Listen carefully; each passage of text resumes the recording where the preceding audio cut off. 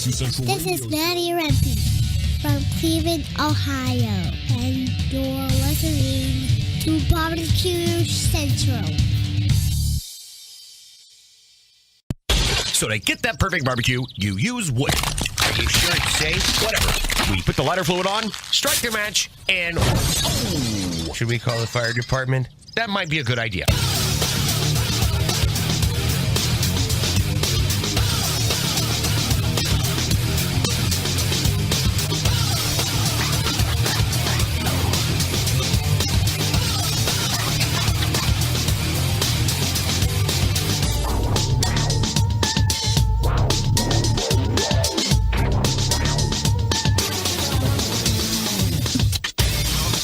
All right, good evening, and welcome to the really big Barbecue Central Show. This is the show that talks about all things important in the world of barbecue and grilling. Of course, we broadcast live and direct from the Rock and Roll Hall of Fame city of Cleveland, Ohio. I am Greg Rempe, your humble host. Happy to have you aboard here on your Tuesday evening. And boy, is this show, as they say, a doozy. Lots to talk about, lots of people to get with this evening. But before we do any of that, if you would like to take part in this show this evening, you can do it one of two ways, and here's how you do it. You can get in touch with the show by calling 216-220-0966. Email Greg at the bbqcentralshow.com. On the Twitter and Instagrams at BBQ Central Show. Anything else you want to find out about the show can be found at the main website, thebbqcentralshow.com. And here's what's coming up in case you didn't get the newsletter. And yes, I did send it out twice. The first one was on accident. It was supposed to go at 1600 hours today, and for whatever reason, I didn't change the PM, or I didn't change the AM to PM, so as soon as I hit schedule, it went immediately out because it was well behind the time. And then I decided to resend it again at 6 o'clock because I have a large allotment of newsletters that I can send each and every month given to my program, but I don't like to just bombard it. So that's why you typically will only see one newsletter on Tuesday around 4 o'clock p.m. Eastern Standard Time. Anyway, long way to say, here's what's happening on the show tonight. Coming up in about 12 minutes from now, the usual fourth Tuesday of the month guest, because the normal third Tuesday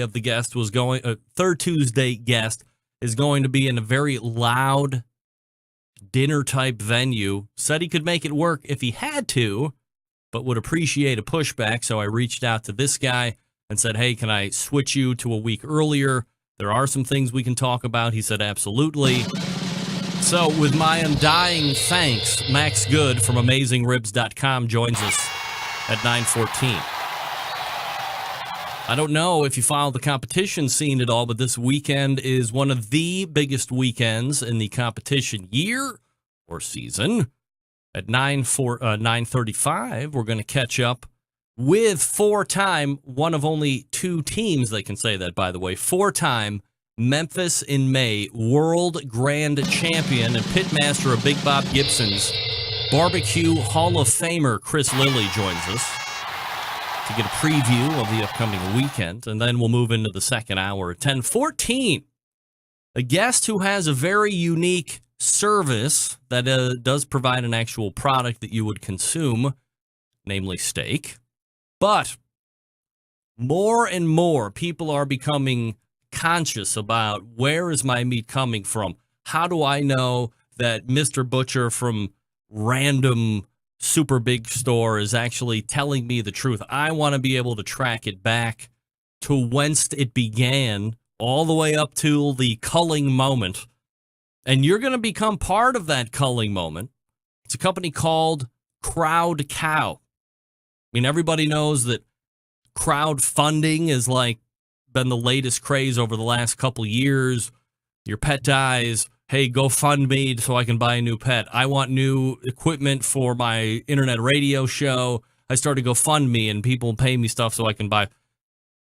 Not the same, similar concept from an ultra high level. It's going to take a group of people, and I'm not going to give away the whole shot here. But if you're interested in really wanting to know where your meat came from, you're going to want to stay tuned at 10:14 because one of the co-founders, Joe Heitzberg, will be joining us from Crowd Cow. Crowdcow.com. And then at 10:35, we will re-pick up with the upcoming Memphis in May talk this weekend and visit with a 3-time world overall Memphis in May grand champion, a whole hog pig expert. Perhaps, that's going to be fighting words, but perhaps nobody better than she is. Also does very well in the ribs category, sauce category. When you look up Memphis in May wins, whether it be in category and or overall, she's right there at the top. Melissa Cookston, Yazoo's Delta Q, closing the show, bringing the heat out of the bullpen. So that's what you have lined up this evening. Max Good, Chris Lilly, Hall of Famer, Joe Heitzberg, Crowd Cow, Melissa Cookston, Yazoo's Delta Q, a lot of Memphis in May talk, some cow tipping talk, and some Traeger Timberline talk coming up out of the first break. It could be one of the best shows on tap in recent memory. All right. With that being said, let everybody know the show is live and on the air. Get on the Facebook, the Twitter, the Pinterest, the Google+. Send them over to OutdoorCookingChannel.com, longtime video syndication partner of the show. Send them over to my website, thebbqcentralshow.com for audio. And you can also send them over to the Roku. If that's what they're watching, go to the App Store, look for Outdoor Cooking Channel, and away you go. A lot of people asking me over the past week, hey, what happened in the second hour? Hey, everybody, what happened? I think I had like a black eye. Well, here's what happened. Phone call. 3 minutes left, phone call. 3 minutes left, phone call. This is going to go against my better judgment, I know. This can't be Max, right? Well, let's see what happens. Go ahead, you're on the air. Hello. Did I miss it? All right. Missed it. Sorry. I was coming to get you. Hello. All right, let's try it again. All right, you're on the air. Thanks for signing up for Cat Facts. You will now receive fun daily facts about cats. What? To cancel receiving Cat Facts, please press 9 now. Cat Facts? That did not just happen on my show. But it did. By the way, that sounded like crap. That Cat Facts sounded like crap facts. Let me get to options here right quick. Let's go to audio. Let's go to speakers. Oh, no. All right. Hold on. Got to remedy the situation right here, right now. I'll do it. All right. Stand by. Man. That was the one thing I didn't check when I rebooted. Let's see how it sounds like now. All right, like magic. Let me make sure that all my encoders are working properly and that I have all the right sound going. All right, beautiful. All right, so what happened last week? I cannot believe I just got a cat thing. Like, that did not happen. Cat Facts. Who would send me Cat Facts? Oh. That's an open-ended question. Here's what happened. I was ending the segment, the dual segment with Meathead, as we usually do on a Tuesday. Went to get off the line with him. It froze. So here's what happened, I think, and you computer experts can go ahead and debate the validity of this statement or not. But most of the time, the Tower of Power is running. I'll shut my monitors off, but the Tower of Power is running in case I need to access it at the immediate test of me or on remote. Who knows? So what I needed to do, or what I think happened here, is that there were things happening in the background. And for whatever reason, hanging up with Meathead on Skype triggered it. They came right to the forefront, systematically started shutting one program down to the next program to the next program right at the top of the second hour. And I was able to finally get everything closed and restarted. That took 35 to 40 minutes, but in enough time for me to pull up Clarence Joseph. Now, in podcast, I went ahead and made that edit, so it just sounds like I went from one thing to the next, and it was a little disjointed, but by and large, easy listening. But that's what happened. So I made a promise, said, hey, from now on, every Tuesday, you're going to restart the computer, start fresh on a reboot.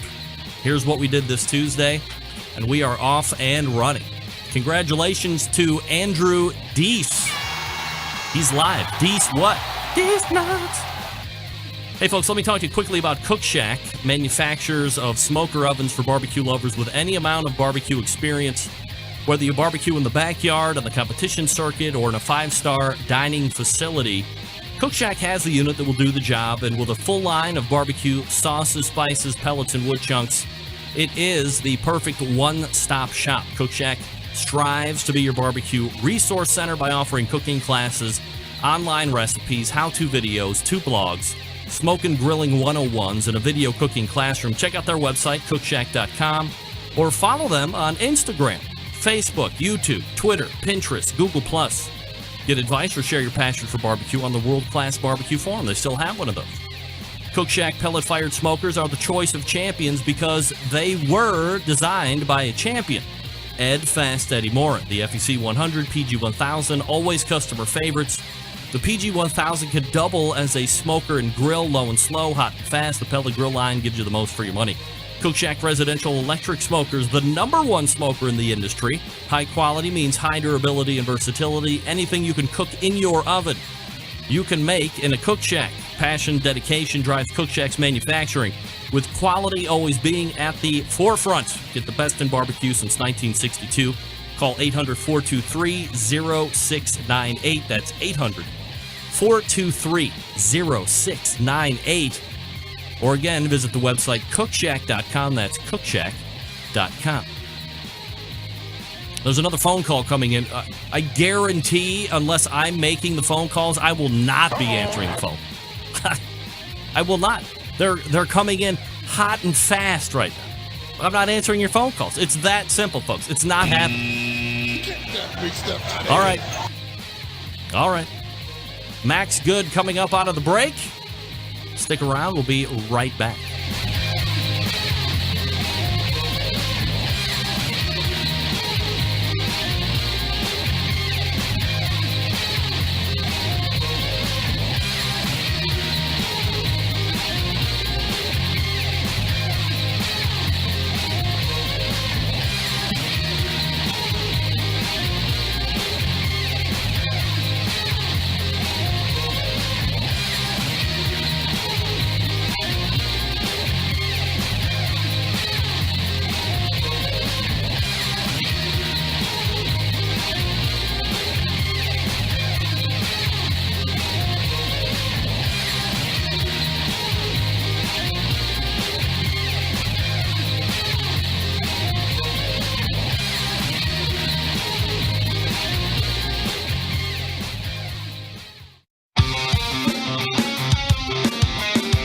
Broadcasting live from the Barbecue Central Radio Network studios in Cleveland, Ohio.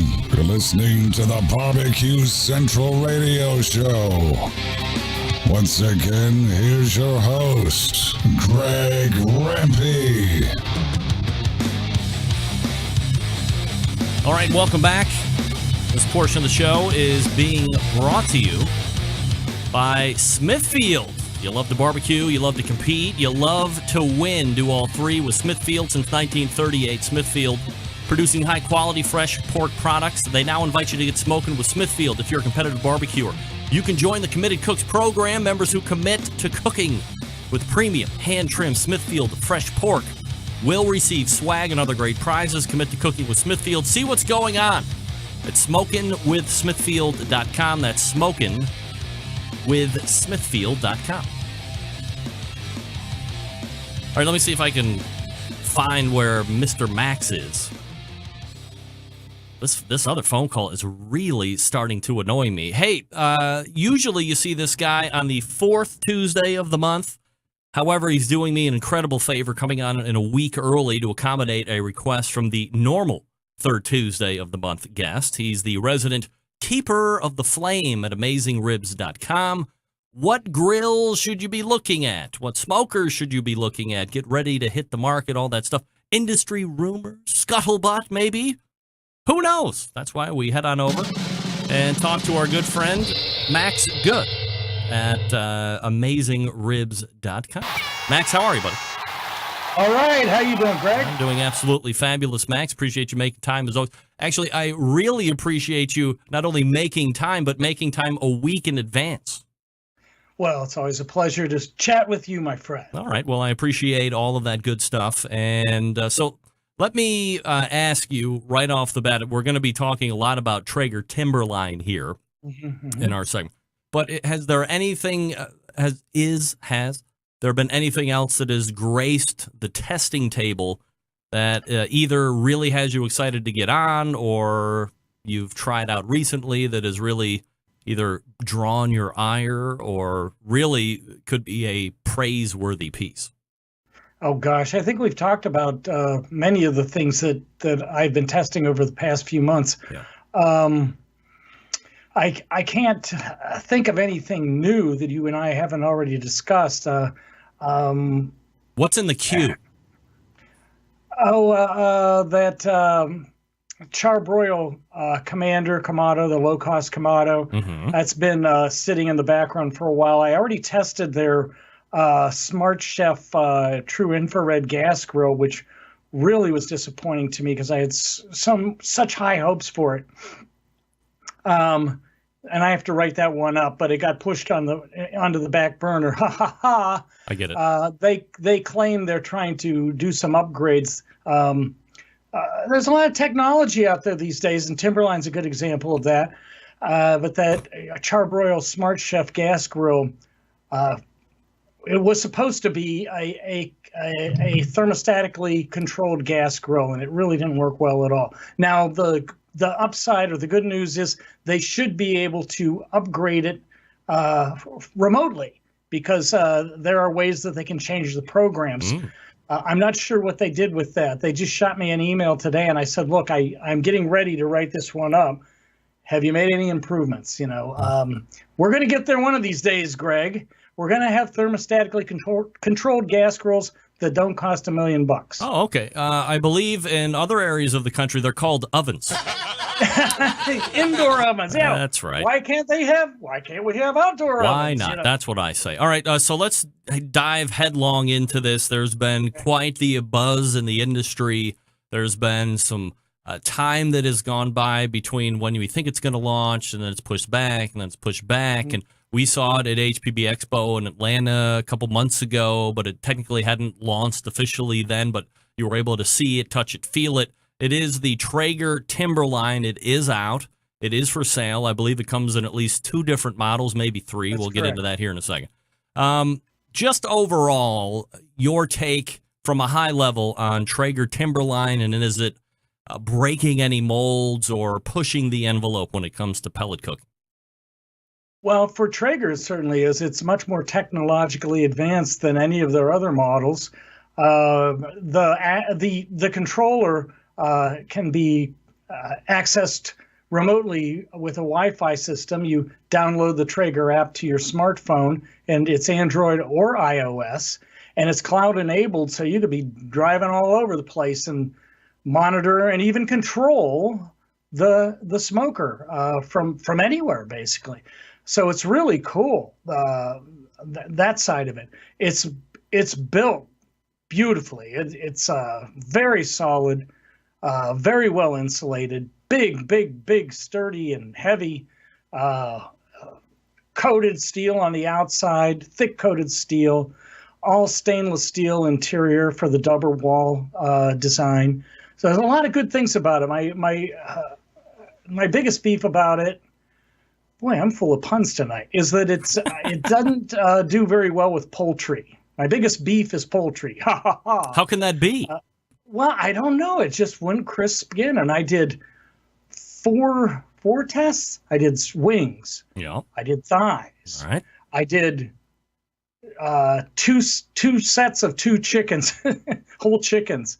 This time of year, it's kind of hard to get turkey, so that aren't frozen. And I thought I was able to get really big chickens, and I did 2 at a time to take into account the mass of the meat being in there.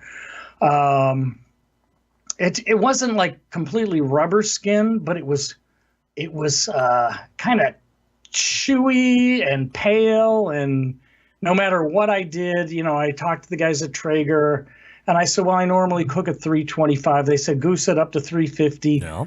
I talked to Dr. Blonder, our science advisor, and he said, well, with a pellet smoker or any kind of smoker, heat and smoke kind of collects in the hood at the top. Yeah. Why don't you get it up as high as you can? And I did that. Nothing made any change at all. It was extremely juicy. Everything I cooked on it was really moist and juicy, and I never once used a water pan. But I feel like there's something there. Like maybe you got to just crank it to its maximum temperature when you're doing poultry. But I couldn't get it. And I talked to the guys at Traeger, and they couldn't give me the magic key either. So that was a disappointment. And on the upside, though, it was a superb smoker when you're smoking down low and slow. And it's big. It's big. It's got this, I call them stadium-shaped sides, racetrack-shaped sides. It's the hood is really tall, high profile to accommodate 3 racks. It's like a cabinet smoker. You got a low, medium, and high rack. And if you want to load it up with ribs or briskets, or throw some ribs on one rack, throw brisket on another, throw pork shoulder on the other. In some smokers, there's certain sectors that are hotter, like maybe the bottom is hotter than the top or vice versa, and you have to swap meats out. The design, they call it their downdraft design, is such that it really creates very even heat from top to bottom and left to right. And we can talk in detail about how that's achieved. But it's as a low and slow smoker, I can't say enough good things about it. The controller is very versatile and has a lot of options on it. It's a little more complex than most pellet smoker controllers. So maybe I'll take a breath here and see if you have any questions. Well, yeah, so I think I don't know if it was well known or not, but one of the things that I kind of know from the inside, the thing that was delaying the release was the technology to a certain degree and making sure that it worked. So from your perspective and your testing, while the tech sounding is very impressive with things that you can do, does it actually perform in the field after you pay the money and get it into the deck? Well, they gave me a beta model, and it seems like, as you mentioned, the rollout kept getting delayed and delayed and delayed. So when I finally got the first model, it was like number 5 of 250. And of course, I was very excited to get that. And when I put it together, once again, the construction is superb. So as I'm assembling it, I'm going, wow, this is nice. But I couldn't get my smartphone to sync up to the grill very well. You have to download the app and then create a user account. And then you have to pair up your smartphone to the grill. And we had a world of problems with that. They finally sent a couple guys out from Michigan with a production model. They said part of the problem is that we gave you this beta model and that we're tweaking it already, and we're moving our servers around. And so now you have to create a new account. And okay, and I'm going, all right, I know it's new. I'm believing in you guys. I have respect for Traeger. And once we got it right, it was beautiful and continues to be beautiful. I definitely, once we got over the hump, I have had no problems with the app or the controller. So I anticipate that has been resolved. One of the things that was really hyped to me by Luke Edgar at Traeger when I was at HPB was the fact that you were going to be able to get recipes right from the cooker, pulling it down from the cloud or the internet or whatever you want to call it. Have you had success with that, or have you played around with that at all? I fiddled with it. I didn't actually use them. Right now they only have 2 recipes, one for brisket and one for chicken. The brisket recipe is a better illustration of what they're talking about. As I recall, it starts out at 165. Of course, with pellet smokers, when you're smoking at a low temperature range, you get more smoke because the pellets get a chance to smolder.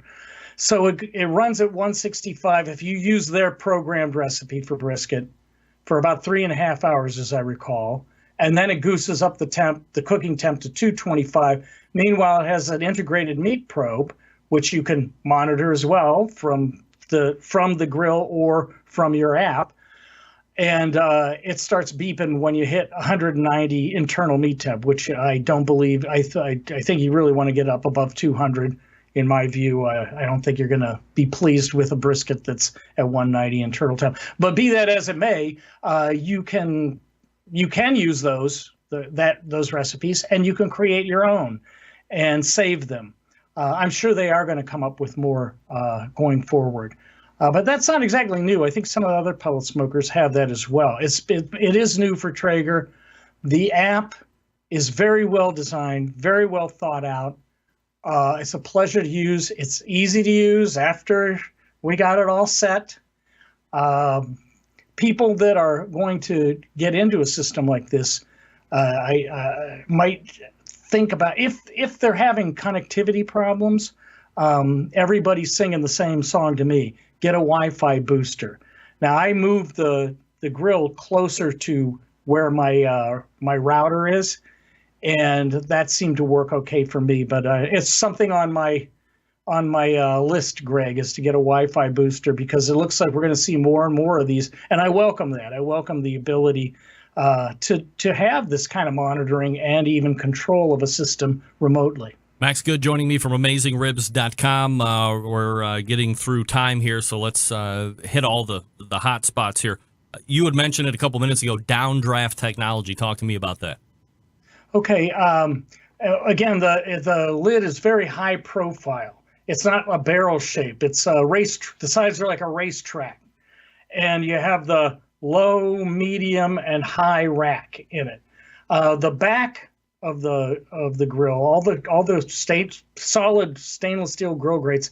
There's an opening at the back. There's an opening on the drip pan above the fire pot that allows the heat and smoke to shoot up the back of the grill. And when it hits that high hood, it comes back down towards the front of the grill. And then there is no chimney. There's just a exhaust vent that runs across the back underneath the lower grate level, and that's where the heat and smoke exits. So you have this circular motion, and it really works great. The heat is extremely even from top to bottom, and because of that lack of a chimney where it would concentrate the exhaust to one side or to the center or whatever, right. You have that opening from left to right. It also mitigates uneven temps from left to right. That's what they call the downdraft. No problem when you have it loaded down with airflow, getting in between the pieces and all that stuff, because typically that might be an issue with some of the other cookers. Well, I didn't go nuts, I must admit. I imagined you could overload them if you went too far. But, if you take that into account and don't be too excessive, I experienced very even heat, top to bottom, left to right. All right, talk to me about the models that are available. Well, the one I tested was the 850, and that's their. I hesitate to call it small because it is not small. I'd say it's a mid-size version. There is a larger one that's a 1300 that obviously has bigger racks, bigger smoke box, bigger racks. Another downside with this system is that now most pellet smokers don't do well at high temperature cooking. Some of them have these little searing schemes that work okay. Some work pretty good. The Timberline, the lower grate has two positions. There's a higher position for smoking, and then you can drop it down right above the drip tray, and that's supposed to give you higher temps. And it does give you slightly higher temps, but like most pellet smokers, it really doesn't sear well. And also, when you, let's say I did some hamburgers on it. Every time I opened the lid and flip them, man, the temperature would just drop. And if you set this thing to 500, it takes forever to get up into the upper 400 range. And you open that lid, boom, it really drops, and then it takes forever to regain. So it's not really good for high temperature cooking. I guess it depends on what you're trying to do, but I talked to some of the folks at Traeger, and they, of course, said, well, you throw a cast iron skillet in there, because I did steaks subsequently on them, and they really looked anemic. So I brought them in once they hit 130 internal meat temperature. I brought them inside and seared them up on a pan on the stove. So they said, well, you could do that out there, put a cast iron pan out there, put some grill grates, right, Brad? Right. Your grill grates will work. Right. Everybody loves grill grates on their pellet smoker. But you really, if you have any hope of getting any sear out of it, you need to remember, you need some help. Talk to me about price between the introductory model and the bigger model. Boy, I don't know the big one. The 850 that I have is about $1,700. I don't know that they're cutting any deals on these yet. I don't recall what the bigger one is. But it's certainly more than that. Yeah, so maybe in the $2,400 to $2,500 range. Maybe I more than that. To say, yeah, I didn't really. I just finished the review today, and I apologize. I don't have that information for you. That's fine. 1,700 is good enough for the model that most people would probably get their hands on anyway. Availability wise, is this thing located in dealers, big box stores, online only? What do you know? My understanding is that some of their distributors, they don't really have a lot of presence in the big box stores. I mean, they have some Ace Hardwares, but they're kind of a different animal too. They have, some of the sports places like Bass Pro or those kind of places, and then they have independent dealers as well, and they are available online. I think as I recall, they're sold out of the large 1300 model right now, but I imagine they'll be getting some more in. All right, last question, minute and a half left. Where does this rank as far as smokers being good, bad, or ugly on AmazingRibs.com? I'm going to give it our silver medal, which is kind of, our gold is the top. It is a little pricey. I'm not saying it's not worth it. I didn't expect it to sear well, and my expectations were met. I was disappointed with the performance with poultry, so I thought all in all, the app is outstanding. It's a pleasure to use. You're sitting there in bed, you wake up in the middle of the night. Oh, how's it going? Well, it's going just fine. That's great. Or if you're driving around, you go, holy mackerel, that's getting done. There's a button you can press on your app or on the grill that just says keep warm. Boom, you press that, it drops to 165 and holds it. There's a lot of great things to like about it. There's gold potential. There's gold potential down the road. Maybe. Yeah, well, it's already very good. It's already very good. But I felt like, I guess that experience with the poultry, knowing many people want to cook turkeys and poultry of various types in their smokers. Unless we find the solution here, I think people are going to be disappointed in that particular performance. All right, Max Good is over at AmazingRibs.com. He is the keeper of the flame. We've been talking about the Traeger Timberline here this evening. Max, always appreciate the time, and thanks again for doing me the solid and coming on a week early, and we will talk to you again next month. Okay, anything for you, my friend. Thank you. That's Max Good right there. That's right, Max Good. Don't even think twice about it. All guests on the Barbecue Central show appear via the Smithfield Hotline. Yummy. All right, the Timberline gets the silver medal for its debut. The Chops Power Injector, however, is the 2015, 16, and 17 barbecue tool of the year. That's right, they come in 3 awesome sizes to fit your injecting needs, from the backyard hacks like me to the competition guys and restaurant chefs like you.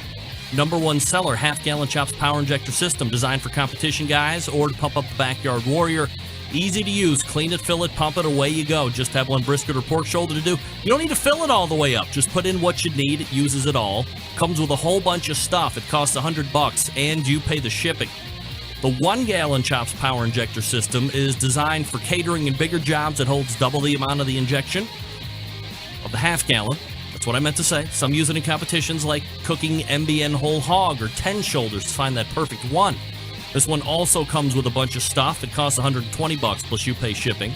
Then you have the Chops Full Power Injector System. It's electric and is the commercial and competition Big Daddy. It's not a holding tank this time, but a 3.5-foot pickup tube that you can put in any size container from a few ounces to a 55-gallon drum. It was designed for Chef Rob at the Best Barbecue Restaurant in Kansas City. He said time and time again that with the Chops Full Power Injector System, his briskets are better than ever, and they come with a whole bunch of stuff. It's $325 plus you pay the shipping. A number of the top pitmasters in the country and world use the CPI system every day to make their barbecue better than the rest, because we live in a foodie world that requires flavor in every bite. This is how you do it, and do it fast. Not just for meat either. How about injecting alcohol into watermelon this summer? Yeah, you can do that. Every injector hand-assembled right there in Kansas City, Missouri, USA. They got all the accessories that you want. You can even get this great upgrade to make your Chops injector bulletproof. Metal needle adapters. Go to barbecuekansascity.com. That's BARBEQUE. barbecuekansascity.com. Chops Power Injector Systems. Give your barbecue some power. Chris Lilly coming up next to talk a little Memphis in May this weekend. Stick around. We'll be right back.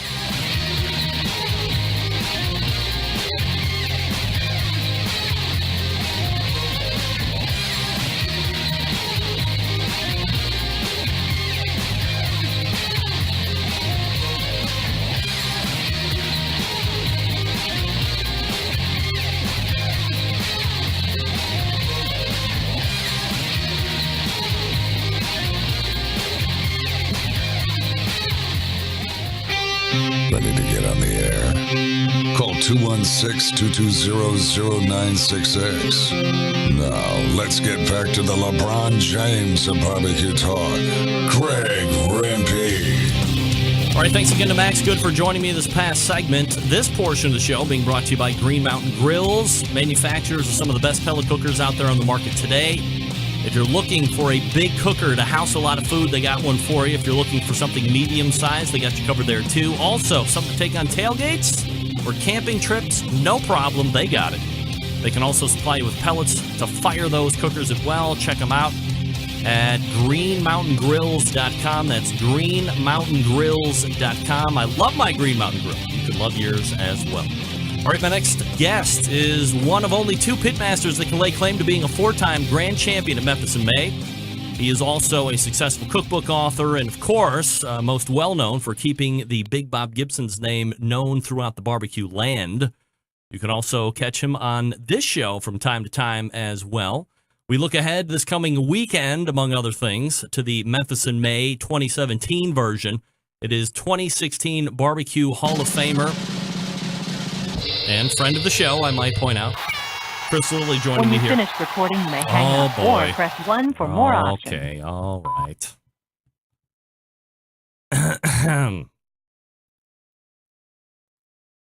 You know, few things are more of a letdown. Can you say letdown? Few things are more of a letdown than going through that really big introduction and then getting voicemail. Well, you know, it happens.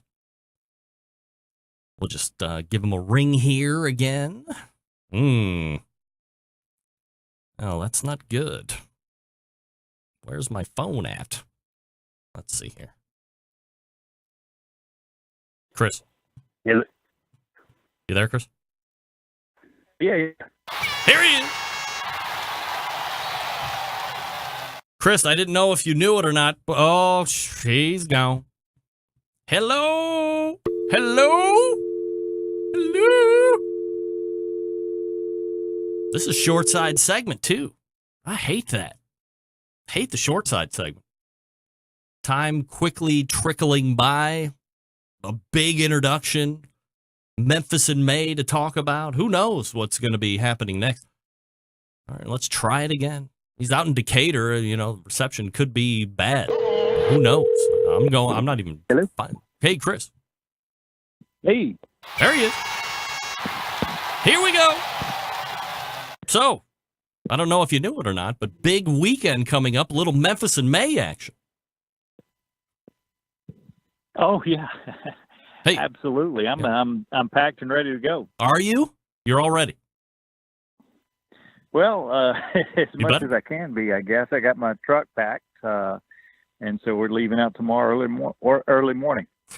Chris, I guess before we, really look into the impending weekend, if we could get nostalgic just for a second and have a look back at the 4 overall Grand Championship wins that you've amassed over your time at Memphis in May. I imagine they hold all of them special places in your competition heart, but is there one that would sit above the rest for one reason or another?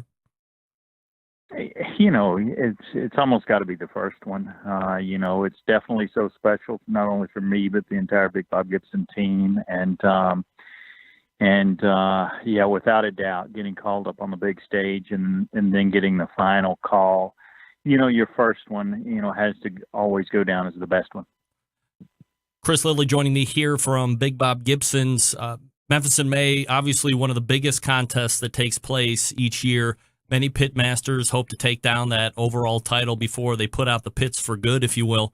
So for the folks who maybe have never been or might be considering making the trek down to Memphis this weekend to check it out, what do you think, in your opinion, is so special about this event when you compare it to some of those other bigger ones that take place during the course of the year? It's just so different. All the big contests, Memphis in May, the American Royal, Jack Daniels, Houston Livestock and Rodeo Show, those are generally considered your 4 big ones. They're all so different. So I would encourage everybody to go take in every one of them. Memphis in May is different in that a lot of the teams are a little more inviting than they are at some of the other contests. You gotta realize that some of the judging is, on site. So teams are set up to be welcoming and to, have people over. So there's a lot of parties, a lot of music, and a lot of cooking even before the contest. So people cook all day, Thursday, Friday, and then get busy Friday night for Saturday for the contest. But gosh, there's food and fun for days ahead. The funny thing at Memphis is, you'd think Friday night and Saturday nights would be your big party night, but Saturday night is dead because people are so spent from hanging out all day Wednesday night, Thursday, Friday, all night long. So by Saturday night, everybody's spent, so they're back in the hotel rooms. Chris, from a rookie team standpoint, do people ask you, hey, if I show up on a Wednesday or a Thursday to do that load in and take part in some of these parties and goings on, do you tell them, hey, make sure that if you're going to get your fun in, find that cutoff point, make sure that you focus on this competition, because in the end, this is a competition, you're going there to win. Oh, it definitely is. And that's the good thing about having a team that you can delegate and hand out duties. So if I'm going to be hanging out and partying all night on Thursday nights, you better believe Friday nights, I'm getting down to business. So you've got your everybody does their own jobs. It's a team effort to win Memphis in May. So everybody's expected to do their job, and part of that is having fun when they're supposed to be having fun, and all business when we're supposed to get down and try to win this thing. Chris, you've been doing this contest for a number of years. You've won it 4 times overall. You've had a lot of category wins. Does it ever get old, or is getting ready for this coming weekend in 2017, do you still find that same excitement, that same nervousness, that same anticipation that you did when you were first doing it? To be honest with you, I don't. It's not a nervousness or anticipation at this point of the week. I'm barely even thinking about the contest itself. I'm more ready to get down there, get settled, and start having a good time with friends and family. Start cooking, just enjoying the week. It's so much work packing and moving everything down there and set up. We went down there Sunday to do a preliminary setup of all our equipment and fencing and tents and everything, and back for good tomorrow. But there's so much work involved. I'm just excited to get down there and kick my heels up and just relax a little bit. I'll start thinking about the contest on Friday evening when it's time to start prepping the pork. So nervousness and anticipation, not really a part of it at this stage, but it will be come Saturday morning. Chris Lilly, Barbecue Hall of Famer, joining me here on the show. Chris, a few years ago, we were chatting about a win that you had taken down, and it was unique in the fact that you did it with frozen pork butts. First time you had done that, a meat purveyor didn't come through, and you were kind of grasping to fill that need, and ultimately it ends up working out for you. You guys all set as far as proteins are concerned for this weekend? My pork did come in without a doubt. I got some beautiful pork. It is a Smithfield Duroc product that I'm excited about cooking this year at Memphis in May. So, and it looked fantastic. Great color, great marbling, and that's the two things I look for when I look for outstanding pork. And I'm excited about cooking it up this year, for the judges. It is fresh. It is thawed, never frozen, and I have it in hand, so it's in my coolers, ready to haul down there tomorrow morning. Chris, a number of years ago, we had talked about how you had a pretty good run for a number of years in a row, and you kind of got a little comfortable with what you were doing program-wise and flavor profile-wise, and then you started asking around, and ultimately you ended up being maybe a guy that wasn't saucing his pork and everybody else was, and you made adjustments, you started hitting again. You got a good memory. I like to do my homework, I got to do this. So have there been any adjustments between last Memphis in May and this Memphis in May that you've instituted to give yourself the best shot at winning? Yeah, I actually did. And I posted, I cooked a couple of pork shoulders outside on my Jed Master right outside my restaurant just to knock the rust off, because I don't do very many of these contests anymore. But I did try I'm using the same injection, of course, but I did try a couple different sauce combinations, tweaked my sauce a couple different ways, and then tried that out as a finishing sauce. And at Memphis in May, you not only, if you're going to glaze your pork, when it comes off the cooker, or glaze your pork on the cooker to serve, Memphis in May gives you the opportunity of turning in sauce on the side with your turn-ins. So you can turn in up to 2 sauces. So you've got to not only, think about what sauce you put on your pork, but you've got to think about what sauces, if any, that you're going to turn in with your pork. And that's strategy in itself.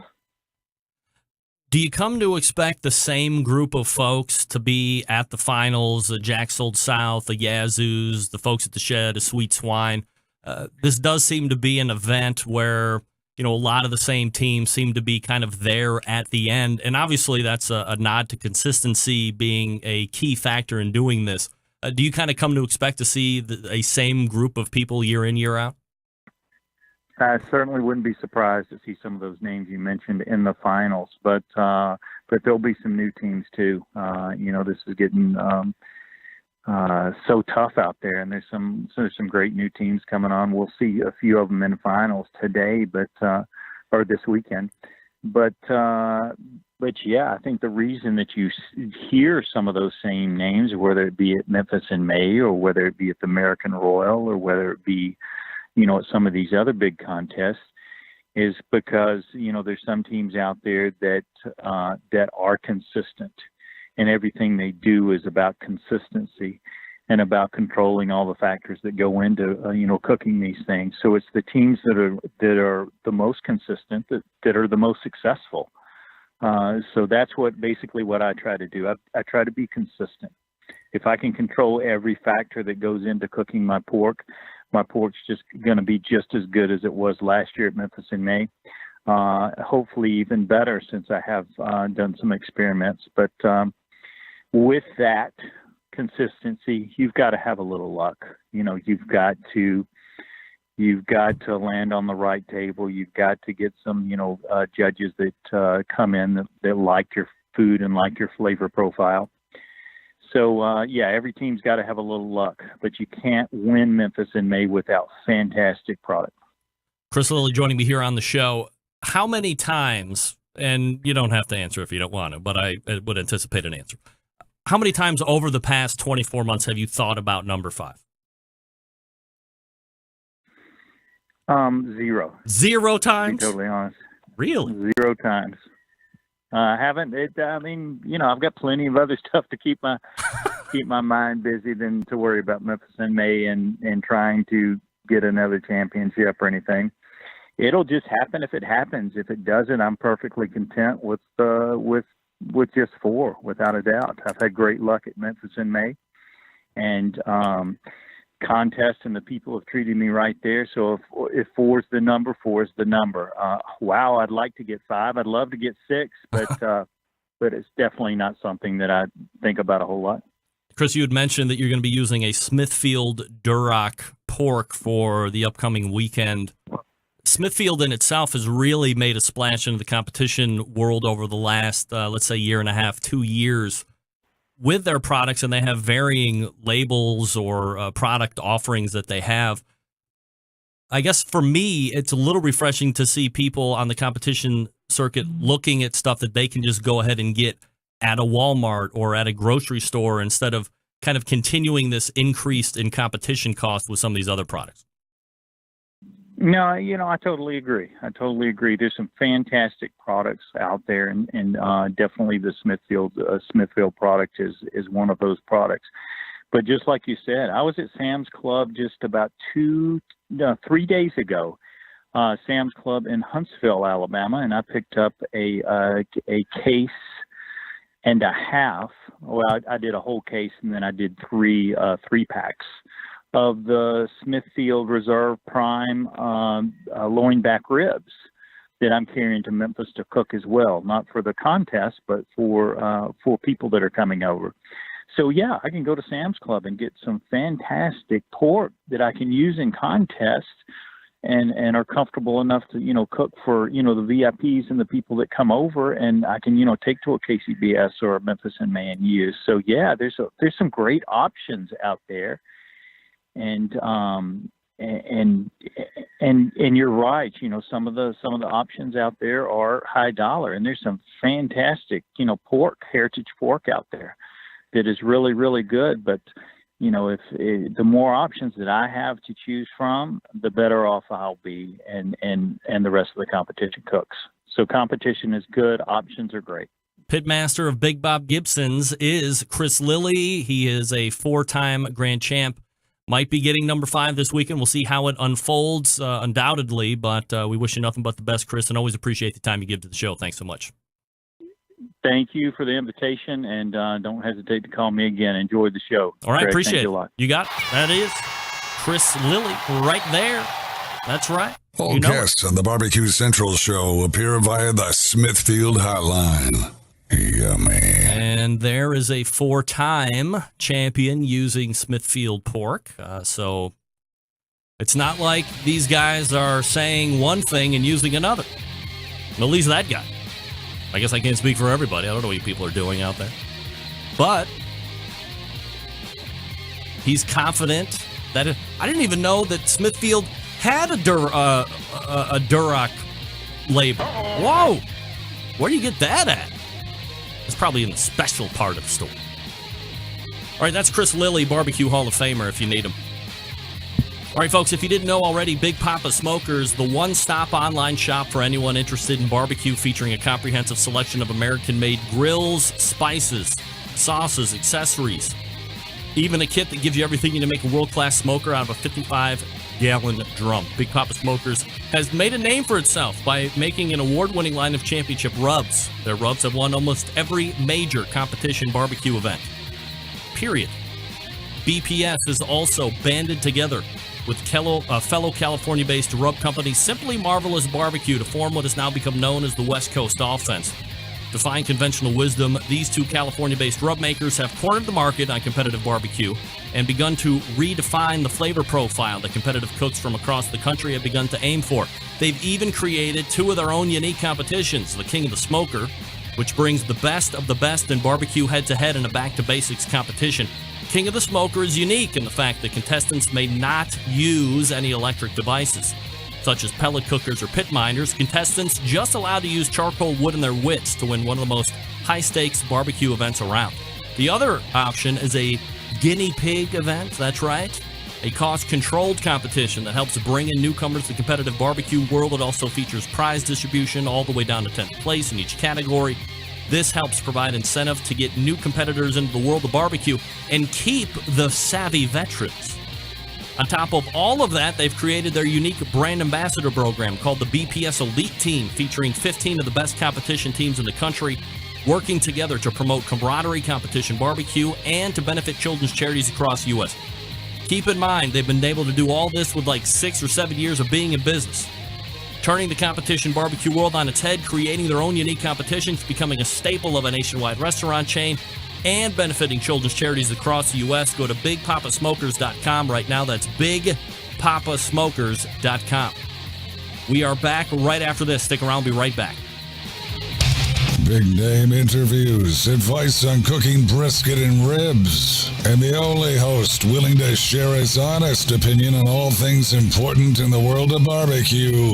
It's the Barbecue Central Show. All right, welcome back. This portion of the show being brought to you by CookinPellets.com, your number one source for quality wood pellets for all your pellet-driven cookers. Visit CookinPellets.com for more information or purchase. You can also check them out at Amazon.com. Amazon. Cookin' Pellets also has their own app. If you go to the website, you can get the link, download to your iPhone or Android device. It will alert you when great shipping deals are going on, when new products come out, all that good stuff. It is free, and I think the only pellet producer out there that has its own app. Again, CookinPellets.com or Amazon. Amazon. Thanks again to Chris Lilly for joining me this past segment. And that is a 2016 Barbecue Hall of Famer. Hasn't thought about number 5. 0 times in the last 2 years. Last year, if you recall, Myron Mixon from Jack's Old South took down his 4th overall, tying him with Chris before that. Chris was the leading grand champion overall in Memphis in May history. Melissa Cookston has 3. She's coming up at 10:35 this evening. We'll talk to her about that. She's got a great story that we're going to be talking about that I just found on the interwebs, so it has to be true. But it was an interview with her, so it's true. About the hog that she's using. So interesting. Competitive means competitive edge. Competitor. Stuff like that. Also, back in the first hour, we talked with Max Good from AmazingRibs.com about the Traeger Timberline. If you missed either of those segments, get the podcast, sign up for it, go to the bbqcentralshow.com, and then click on any one of those posts, and down there you can get the podcast feed, subscribe through iTunes. There may or may not be an app in development for this here show to be released within a week or so, maybe. Bigger news, $0 to download. 0. Thinking about it right now, it would have access to the live feed, so you could always tune into the show on Tuesdays, and then you could get archived shows throughout the rest of the week. A little bit of information on the show, you get to visit the sponsors, home button, about, all that good stuff. But basically, an easier way for you to take your phone with you and hear the show wherever you are. You don't have to watch me. You don't. But you need to hear me. I got important stuff to say. So I'll keep you updated through the social media channels on when the Barbecue Central app is going to drop in the Google Play Store and in the iTunes App Store. All right, well, we'll take a quick break here and reload for the second hour. You want to jump in? I'm more than happy to have you. You are listening and watching the Barbecue Central show right here on the Barbecue Central Networks. Stick around. We'll be right back.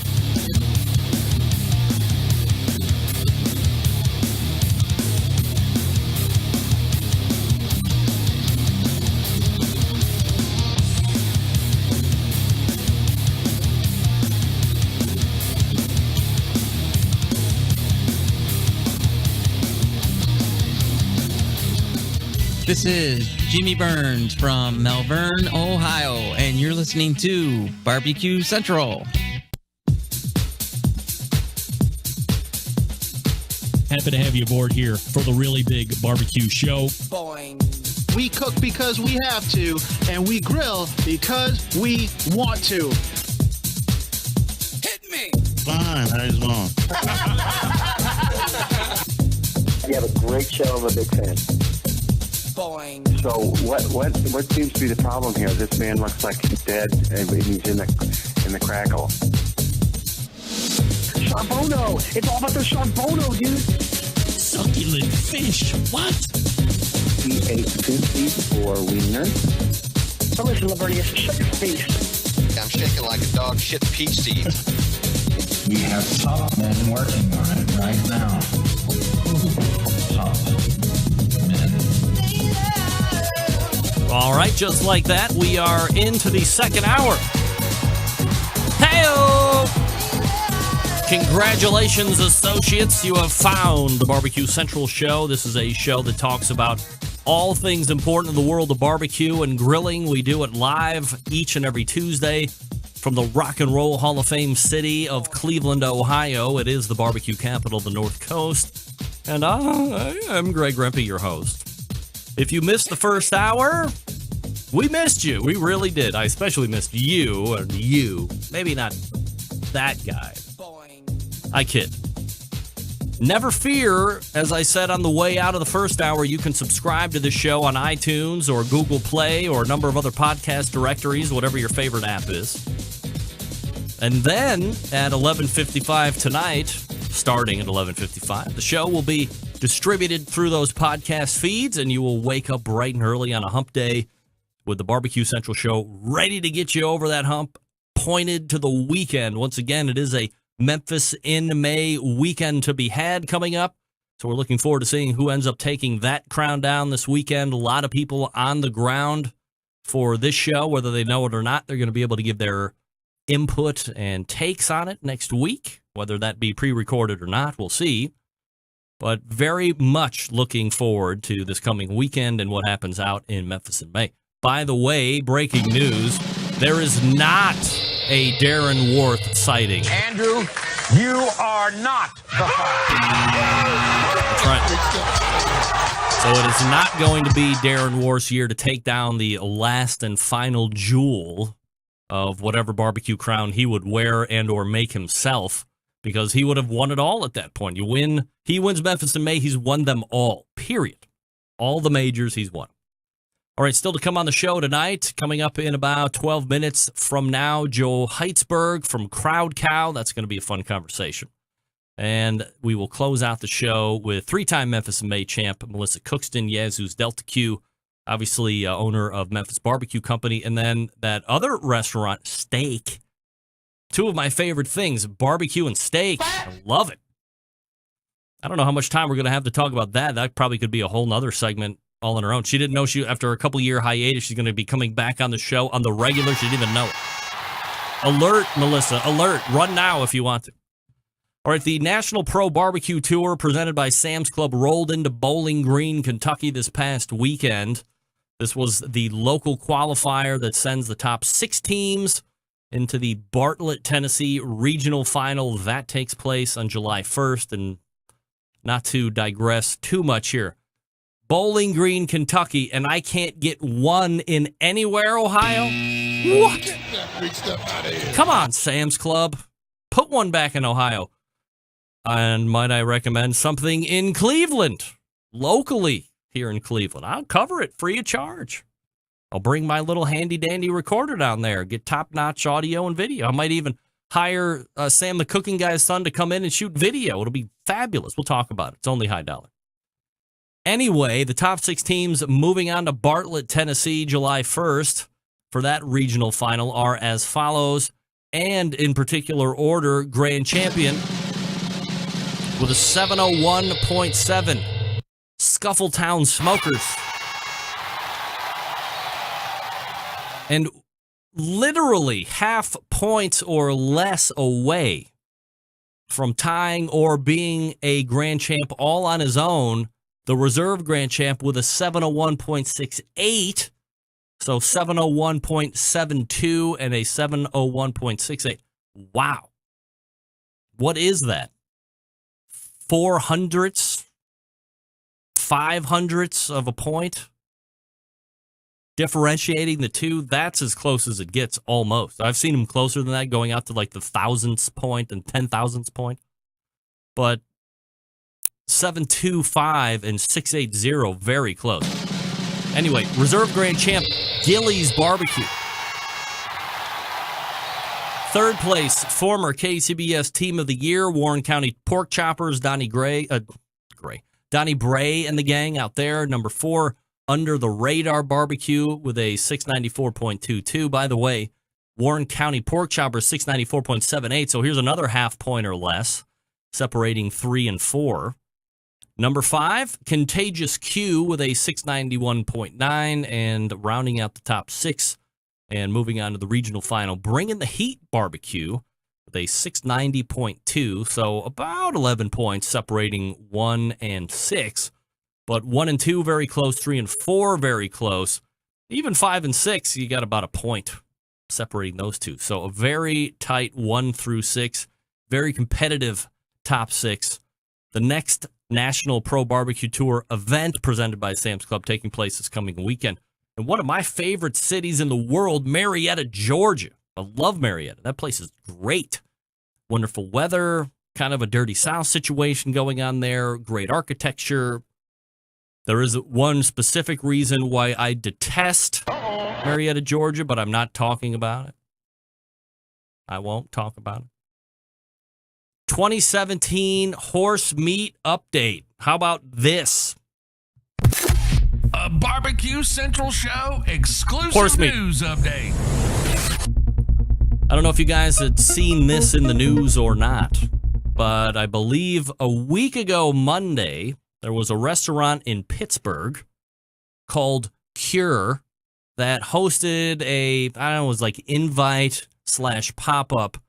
So the owner of restaurant Cure, Justin Severino, had a one night where 2 chefs came down from, I believe, the Ontario, Canada area, and they were serving a menu, special menu for one night that was representative of the region of the country that they came for. And one of the things on the menu, an appetizer, La Cheval. La Cheval, of course. Cheval is the French term for horse, I believe. I've seen cheval before in the French culture. It was horse tartare with salt and vinegar chips, I believe black pepper, probably like caked together, some type of an egg on top, kind of like steak tartare, but horse tartare. Representative, it is 100% legal to eat horse in Canada. Of course, that's where the difference lies here, though, right? Nobody is pro horse meat 2017 than me. For crying out loud, it's my platform on this show. I've talked to top men in top governmental agencies. I've been in contact with FSIS. I know everything there is to know about horse meat legalities in this country. So when I called, somebody, I think it was Doug Durda, that hipped me to the fact that there was a place in Pittsburgh, hit me on Twitter saying that, hey, did you see this? I thought it was a real menu, like permanent menu. I immediately dialed the phone number, talked to the house manager. I was like, hey, I'm calling about the Cheval thing on the menu. She's like, yeah. I'm like, how are you getting away with this? I hate to make it sound like they were committing a crime, but I mean, I guess for all points and intents, they were committing a crime. It is illegal to eat horse meat in this country. Whether you have brought it from a sustaining farm, a sustainable farm in Canada, where you are breeding those horses to be eaten, still doesn't make it legal for the dudes in Canada to bring it in to America and serve. In order for it to be legal, it has to be inspected by FSIS, and you get the FDA stamp of approval. Once you get that stamp, it can be put out into the market for consumption here in this country. Now, it is completely legal for somebody to raise horses, pay for the FDA to come in, go through their antemortem inspections, give that FDA stamp of approval, and then put it out. However, it is completely cost prohibitive to do unless you just have endless amounts of money going into a segment that isn't just going to be a dead bang success overnight. That's why people aren't doing it. It is absolutely 100% legal to do it, except you have to pay for everything, and that's why nobody's doing it. So when I asked the house waitress or the house manager, I said, it is illegal. Just because they brought it in from Canada doesn't make it legal. So, and of course, drawing the ire of all the pro-horse, and horse has bute, and horse is full of all these antibiotics and fly spray, this, that, the other thing. Of course, all the horses here do. And not every place in Canada, I would imagine, is raising horses the wrong way for consumption. They're probably doing it the right way. So don't just fall on one side of the cake here, pal. But slowly and surely, the demand for horse meat, whether you know it or not, is getting into this country. So Justin Severino, although on a very wild ride here as of late, he was invited to come on this show. He has politely declined at this point. Overwhelming majority on his Facebook page not so happy with his decision to serve La Cheval. That's all right. More to come on that story, I'm sure. I heard it about on Cleveland News Channel 3, NBC's affiliate, believe it or not. Folks, if you're looking for a great way to step up the barbecue and grilling game, no easier or better way to do it than by adding all of the Butcher Barbecue products to your arsenal. That's right. Rubs, sauces, injections. One of the best things that you can add right now that will step up the barbecue and grilling game in ways that you will never imagine. And not only the barbecue and grilling game, but your overall cooking game in the kitchen or outside is the grilling oil. The Chops Power Injector System is the barbecue tool of the year. This thing should be like barbecue ingredient of the year for the last, how long has it been out, Dave? 5 years? 6 years? Whatever. It should be getting it each and every year. It's a great product. It's shelf stable. It can sit out there right on the counter. It's not going to go bad. It's not going to get rancid. And like I always say, when it sits out on the table, you can see it. So when you're cooking eggs or you're going to do some grilled cheese, you want some butter flavor on popcorn, whatever. Here's the grilling oil. Boom, right out there in front of you. Not out of sight, out of mind like a lot of other products you got to stick in the refrigerator and really remind yourself to use. This stuff is great. It also comes in 3 flavors. Butter flavor, which is my favorite, chipotle, or however you say it. And steakhouse seasoning. Great on steaks, right? Here's what I like to do. Cook my steak. When I flip it, add a little Butcher's grilling oil. And then when I take it off, little more Butcher's barbecue grilling oil right on the top, either steakhouse or butter flavor. Lays the heat right down, blends in nicely with the meat. Oh, so good. If you haven't tried the grilling oils, I'm telling you right now, don't do anything else. If you have a birthday coming up, tell your girlfriend, wife, or same-sex lover that you want grilling oils. Hey, by the way, as Meathead would say, no rules in the kitchen or the bedroom. Take the grilling oil where you see fit. ButcherBBQ.com, ButcherBBQ.com. Stock up now on all the products. And we are back with Joe Heitzberg right after this. Stick around. We'll be right back.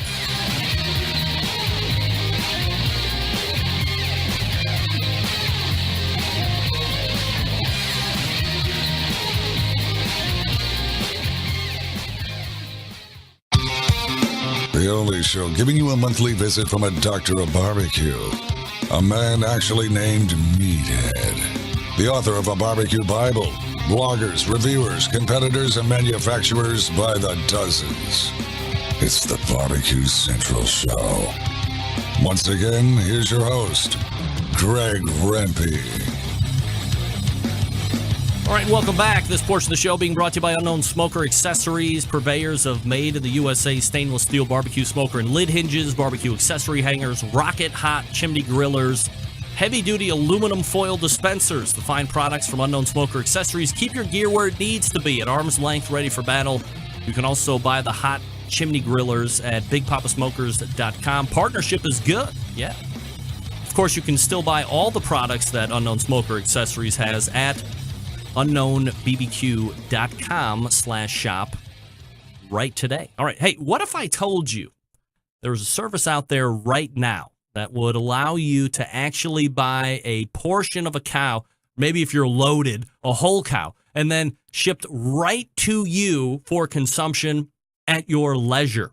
Interested in learning a little more about it? I can help you with that. Let's go ahead and race to the Smithfield hotline and welcome co-founder of Crowd Cow, Joe Heitzberg, joining me here on the show. Joe, how are you, buddy? Hey, I'm doing great. Thanks for having me. Absolutely. I'm doing fabulous, Joe, and I really appreciate you making time for the show tonight.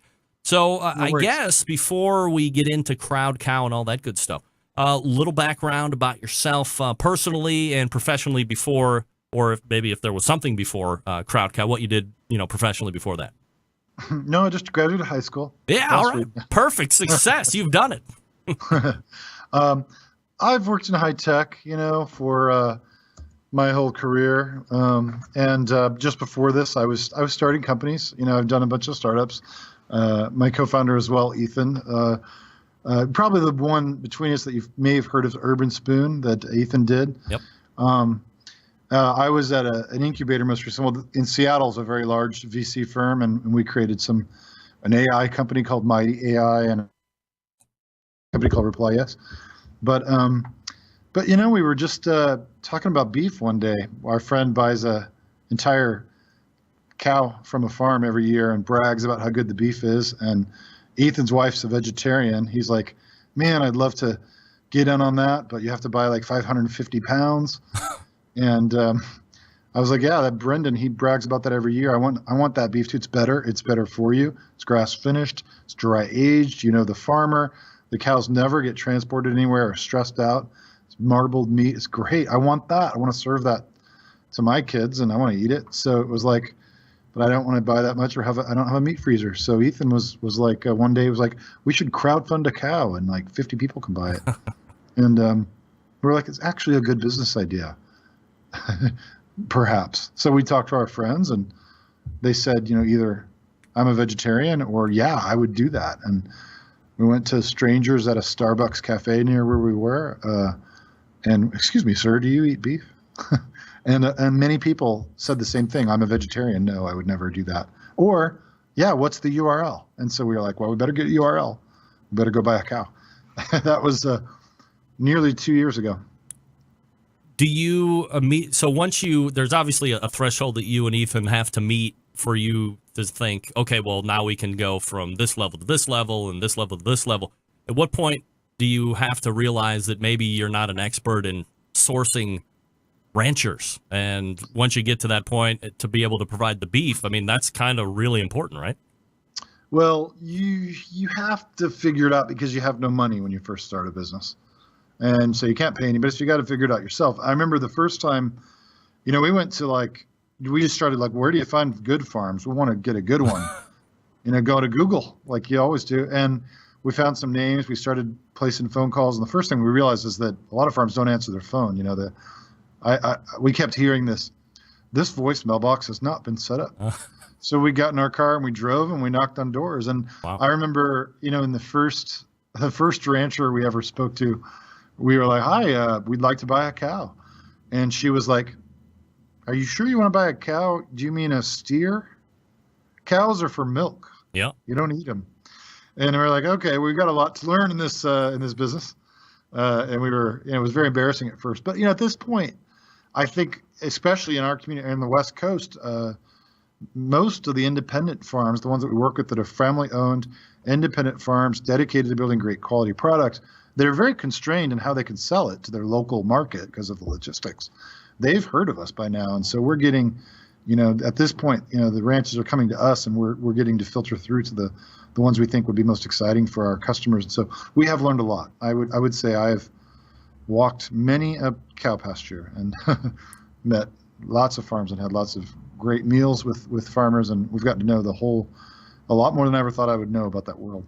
Joe Heitzberg joining me here on the show, co-founder of Crowd Cow, the website, by the way, if you want to check it out here while we're chatting it up, crowdcow.com, intuitive enough. So talk to me, Joe, kind of high level about Crowd Cow and what people can expect if they want to take part in it. How do you go about it? Yeah. So what we do is we, on our website, feature a ranch one at a time, where we'll say, here's this ranch, here's how they do it, here's the history, and here's all of the beef of a single animal that's for sale. And we put all the shares up. You can pick and choose the exact cuts you want down to the ounce. So if you're interested in only the brisket point, you can get that. If you want bones, makes broth. If you want heart, tongue, and liver, or New York steaks, you can get whatever you want. We've got some nice mix packs for the value. And we say when enough of them have been claimed, we say the cow tips and everyone becomes a stakeholder. I'll go get something. Hey, this is our T-shirt. I don't know if you can see that. Stakeholder. Oh, yeah. Got it. Love it. It's funny, but it's crowdfunding a cow. You're literally a part owner at that point in a single animal. And then we're working with the farmer and the local community in terms of the processing to get that cut up and shipped out. And it comes to your door in a box with, insulated box. Is there a time frame between when I buy my shares of the the cow, and it tips? When do I get to expect, or is there some type of a contract between tipping and when the stakeholders will get the meat? Yeah, I mean, at this point, we're not charging the credit cards unless everything's sold and it's tipped, but we always do. And we've also, at this scale we're at now, working with the farms, have got a cycle going with each ranch. So when you go in and tip a cow, it'll ship out the following Monday. So if you tip a cow on a Thursday, it's going to be delivered. It's going to hit the trucks on a Monday, and you usually get it within 1 to 3 days, depending on where you live. And so we've dry aged that for 2 weeks minimum. So we're working with the farmer and their natural, what they've got in terms of readiness, so that they always have something to sell, and we're always selling something, and we're always processing it ahead of time so that you get everything nicely packaged and dry aged, but you get it quickly. So you can go on the website, you see the cows that are available, the cuts that are available. You can buy what you want. Do you have any choice aside from the cuts? I'm a guy that likes a thick steak, 1.5 inches, maybe 1 3/4 inches. Can you specify thickness, or is that up to the butchery? We have a cut plan, and we vary that seasonally depending on what's going on. So we're doing 3 and 4 bone rib roasts during the holidays and for special occasions. We've done 100% purebred Wagyu, and we'll do special things around different types of beef. But generally, we definitely offer some thick cut rib steaks in every event we do. But the typical is like an inch thick. Something a little easier to cook for most people. Joe Heitzberg talking to me about crowdcow.com. Joe, what about these ranchers? You said you went to Google, you started driving, in essence, cold calling ranchers. What kind of a criteria does Crowd Cow have that ranchers have to meet? And I would imagine when you're out there, ranchers are kind of interviewing too. And what kind of feedback are you getting from them? The number one thing we're trying to get is the best quality in terms of taste. So that's marbling consistency throughout the year. And 2 is that we're looking for independent ranches that own the whole process. So most of the beef that you'll find at the grocery store or even online will be from what I would call like a factory farming or industrial beef world. It's box beef. They're not selling the whole animals. It's at an industrial scale. It's producers that are producing calves, and they're going to auction, and then they're going on trucks. They're getting aggregated into concentrated feedlots. They're getting slaughtered en masse, and it's being sold price per pound in a grocery store. What we're saying is like, hey, we look for ranches where it's all in one ranch the entire life. So it's birth to the end on one ranch. And that means the animals have been cared for the whole time by 1 or 2 people, eating the same grass and only grass primarily for the entire life. within that same climate. So if you taste that beef, it might be slightly different than a beef from another area. And then we're also looking for genetics. So not ranches that are buying animals from that same calf operation I was pointing to before, but who've actually developed their herd for their unique genetics. So if it's Black Angus and it's been in their family for multiple generations and they've been breeding it for natural immunity to disease and for marbling, that we're looking for stories like that and situations where, it's going to end up as a higher quality meat. Second thing, and a lot is no antibiotics and no growth hormones ever. So what we found is, when you're in a good natural environment, you're taking care of the animals, and it's not run by a corporation that doesn't care. It's run by people who've done it their whole lives. You don't need antibiotics and you don't need growth hormones, right? That healthy environment, healthy animals, healthy food, healthy beef doesn't require all that stuff. So we look for that as well. Do you have a checklist or a watchdog on these ranchers? I'm not going to sit here and say that inherently people will try and get away with whatever they can get away with for maximum profit, but or is it just a trust thing that you sit down with these ranchers and they sit down with you and everybody agrees that this is the way we're going to do it and we're going to do it like that? It's a combination of those two things. Both are important. I mean, we've got at this point about a dozen ranches, so that's not a lot to manage. We're not open marketplace for just any old ranch and lay it out there. But so we're at a close relationship. You have to be on the phone with them all the time. You have to be giving them feedback. One of the things we're providing the ranches is that feedback. They know where the beef is going. They know how the customers are enjoying it, and they know what it looks like when it's hanging and dry aging, and they want that feedback so they can do their job better too. So closing that whole loop and making it connected for them is really valuable. So they want to be really connected to us and really in communicating with us about that all the time. Joe, you had mentioned grass a few different times here during the interview. Is it kind of a mission of Crowd Cow to be grass-fed beef? Or, personally, I'm more of a grain guy myself, just because I like that flavor. But are you guys more of a grass company, I guess? I love grain-finished beef too, personally. I love it. What we are all about is transparency and selection of variety. We're saying, like, when you're in the grocery store and you're walking down the wine aisle, you've got every different variety, different parts of the world, every price point. You hit the meat counter, what do you have? Price per pound. And you get a sticker if it's grass or not. Well, we're saying we're not like we're the grass sticker guys. That's not what I'm saying. What I'm saying is there's a wonderful world of beef worth exploring. Between the genetics, the varieties, the natural environments that come from, the story of the ranch, all these things are really fun. And you're spending more on the steaks at your dinner party than you are on the wine anyways. You deserve to know more. And it does taste better when it's coming from these places where they've been done well and they've bred for marbling and so forth. So I'll say this, like any cow in a field can be called grass-fed. That doesn't mean it's going to taste good. So we look for, like I said, independent ranches that happens to correspond to, an independent ranch that keeps tight control of the whole process for the whole period tends to correspond to grass-fed, grass-finished. And that's been over 90% of the beef we have. We always sell it exactly listing what it is.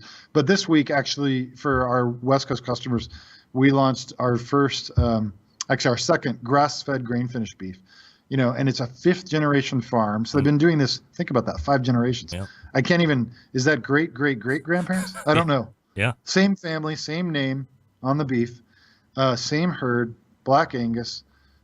They grow the grain on the ranch, and they're in a dry part of our state in Washington on the eastern side. They don't grow grass all year. You couldn't do grass-finished beef. It wouldn't make sense. Why would you truck grass in? It doesn't make sense. They're growing it on their thing, and then they're using the manure to fertilize their other crops. They have apples and cherries. It's a beautiful story. It's sustainable. It's wonderful. It's delicious beef, and it's grain finished. But what it is also is an alternative to the mystery meat of you don't know where that grain finished really came from, and you may be concerned about how it got. One of the biggest tags on millennials is the constant thirst of information. And if you look at how people are buying and where consumer confidence is and willingness to pay, you look at the millennial generation and I want to know where my beef came from, when it was born, what it was finished on, how they culled it, how it was processed. I mean, they are I'm like 50 years old or whatever. But, I mean, there does seem to be, with that generation and following it, more of a requirement that they know what they're putting in their bodies, and this almost seems like a perfect fit for that particular niche. I think so, and I think the experience too. I mean, I really think what we're doing is the way that all beef would be sold if the internet had been here 100 years ago. You know, it gets trucked around, it gets on a store shelf, and has a label because that's all you have room for, and that's the only way you can get it to people as a perishable. That was the most efficient way before the internet. I think this generation and all of us, if you make it easy and convenient and create that direct connection and transparency, everyone would do that if the price is right and it's convenient. I mean, why wouldn't you? Like, I wouldn't have defined you've seen that episode of Portlandia, that TV show where they're in the restaurant and they say, what kind of chicken was it? And how was that chicken raised? And can we go visit the chicken farm before we order it? And they go and visit the chicken farm and come.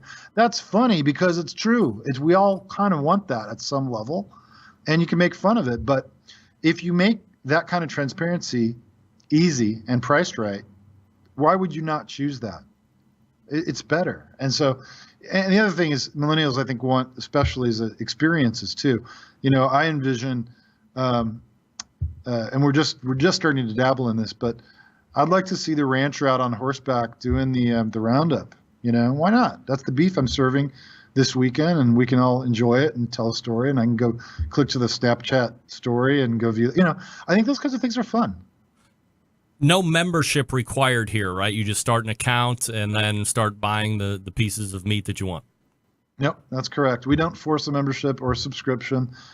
We make it easy to reorder when you want to. We make it, you're in control of exactly the cuts you want, and you know exactly what kind of beef you're getting and how it was raised and who raised it, and it's going to be good beef. Is there any type of a guarantee on the off chance that I buy my T-bones and I don't, for whatever reason, I don't feel that they're the quality that I was expecting? Is there like a return policy or a refund or anything like that? We don't state like a return policy, but if somebody's, you know, not getting what we promised or is severely disappointed or anything went wrong along the delivery, we're refunding or crediting towards future orders, as the case may be. But I would say on the whole, like, we find when people discover us, try it, they're hooked and they stick around. Yeah. Here's where we are. What are we, like 2.5, 3 years in since initial conception, something like that? Between 1.5 years and 2 years in. Okay. Yeah. I hate to be like big picture 5 year down the road guy, but you know, a year from now, or 1.5 years from now, so double the amount of time that we're at now, what would you like to see Crowd Cow at? Well, right now we're only shipping in the West Coast, and within 30 days we're shipping to every state in the lower 48. So that's a big one that's on my mind. We're only doing beef. I could see a year from now we're doing salmon or pork. And, you know, we've got an audience that loves us and comes back for more, and they're asking for those things all the time. So, you know, I met a guy, we have pork farmers all the time saying, when can I work with you? And pork's one of those meats where, you know, a good heritage pork that's done right in this way, so much better than store-bought. For sure. You know, so we're really excited about that. I met a guy who Wall Street dropout, and he bought a big salmon fishing boat, and he called us and he said, I've got 5 days per year, the first 5-day far offshore king salmon run. And I'm getting equipment that I can fillet and flash freeze those king salmon on my boat. And I'm like finishing his sentence. And I'm going to put a video on our site, tell your story, and let people place orders while you're out there those 5 days. And when you get back, it's all sold, and we'll get it shipped direct. And that, you know, I'm in Seattle, Salmon Central, and they put orange food coloring in the salmon on the label. It's like, why? It doesn't have to be that way. There's a better way. So I'm really excited that, you know, a year or two from now, I think we'll be doing all those things and more, hopefully, knock on wood. But, you know, it's one foot after the other for the time being. And we're going to grow as slow as we have to keep the quality high in terms of who we work with on the ranch side and keeping the customers happy. That's our strategy. Joe Heitzberg is the co-founder of Crowd Cow, the website crowdcow.com.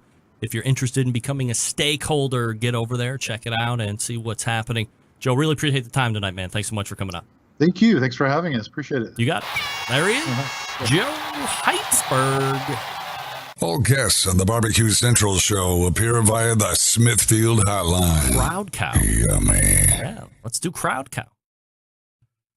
Somebody go to the website and see what's being offered right now. Let's all tip a cow, as they say.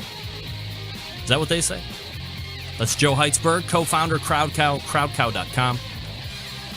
Let me talk to you quickly about the longest-running sponsor of the show, located in Warminster, Pennsylvania, the Barbecue Guru. Gang, if you've been thinking about automatic pit temperature control devices, stop here. This is the company that started it all. They created this technology. Don't buy from anybody else. Start here.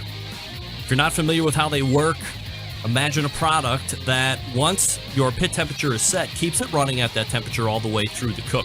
Maybe you are a busy working pro like me, or you're constantly on the run with kids in the weekends like me, and quite frankly, you just don't have the time to sit around and tend pit temperatures. I get it. The Guru allows you to throw on a pork butt, a brisket, a couple slabs of ribs, or all of that, and off you go to do whatever it is you need to get done. The Guru maintains that pit temperature you set it at. A lot of different models to choose from, so make sure you pick the one that's right for you. If you are looking for a cooker, by the way, to house one of these automatic pit temperature control devices, the Shotgun Oven is something you're going to want to take a look at. Really built well, hold a ton of meat, revamped look from the old Onyx oven. Do yourself a favor, head on over to bbqguru.com and check out their products. If you do have any questions, don't guess, call them. 800-288-GURU.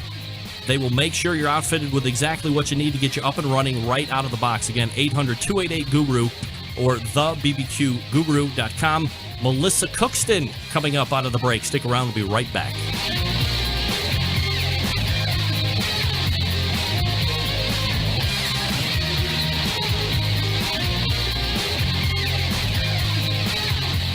Continuing to produce incredibly mediocre content in an exceptionally professional way.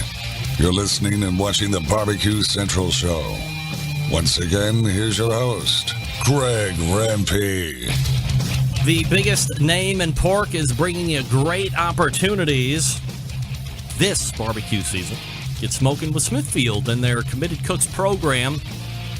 You can learn more at the website, Smokin', S-M-O-K-I-N, smokinwithsmithfield.com. My last guest tonight, a 3-time overall grand champ at Memphis in May World Barbecue Championship. Her most recent GC came back in 2012. She's also a very successful book author and, of course, restaurant owner. Let's go ahead and race to the Smithfield hotline and welcome back Melissa Cookston to the show. Hi, Melissa. How are you? I'm well. How are you? Absolutely fabulous. It's been a hot minute. How are you? I'm well. It's good to hear from you. Well, I'm glad you made time for the show. I know we have kind of that busy weekend coming up here, that being Memphis in May. So I guess kind of let's get right to it as we look ahead to this coming weekend.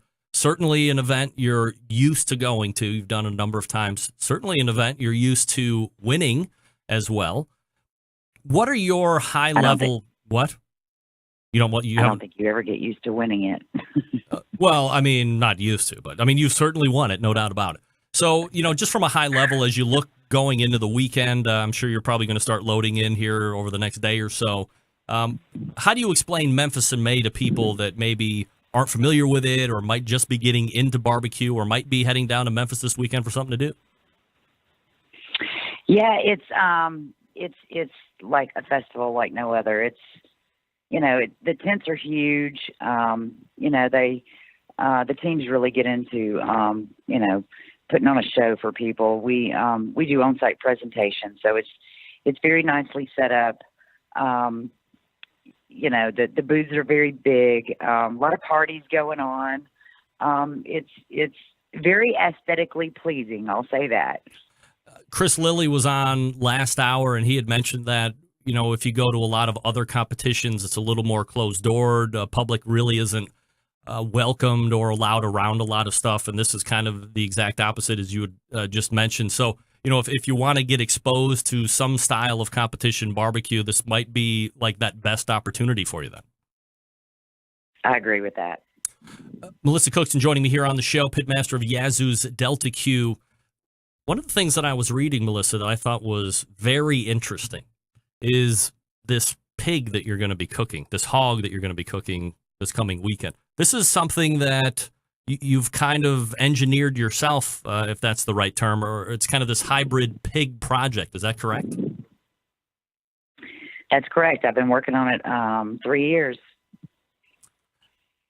So talk to me about how you are doing that. I mean, obviously nothing trademark, project secret, but I guess I don't know if I've ever talked to a pitmaster who has actually had that much hands-on to something that they're actually going to be cooking and then giving to the judges for evaluation at a barbecue contest.